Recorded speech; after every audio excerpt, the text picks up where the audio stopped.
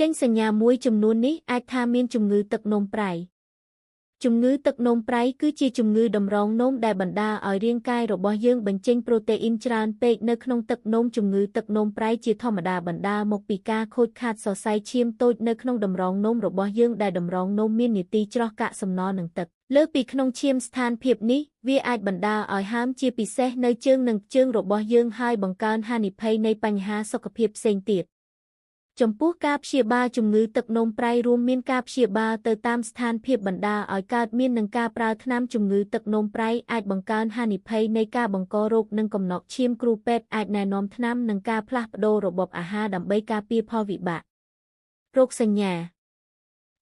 និងរោគសញ្ញានៃជំងឺទឹកនោមប្រៃរួមមាន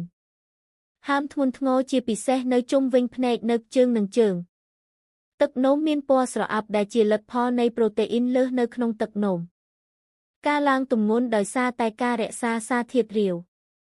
អស់កម្លាំងបាត់បង់ចំណង់អាហារបើមានចេញរោគសញ្ញាគួរឲ្យសង្ស័យណាមួយគ្នាយើងគួរស្វែងរកជំនួយពីគ្រូពេទ្យទើបជាការប្រសើរដើម្បីបានធ្វើរោគវិនិច្ឆ័យនិងព្យាបាលបានទាន់ពេលកត្តាហានិភ័យកត្តាដែលអាចបង្កើនហានិភ័យនៃជំងឺទឹកនោមប្រៃរួមមាន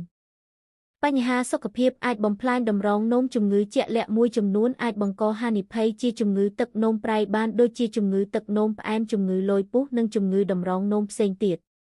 ថ្នាំមួយចំនួនថ្នាំដែលអាចបង្កឲ្យមានជំងឺទឹកនោមប្រៃរួមមានថ្នាំប្រឆាំងនឹងការរលាកដែលមិនមែនជាស្តេរ៉ូអ៊ីតនិងថ្នាំដែលប្រើដើម្បីប្រយុទ្ធប្រឆាំងនឹងការឆ្លងមេរោគ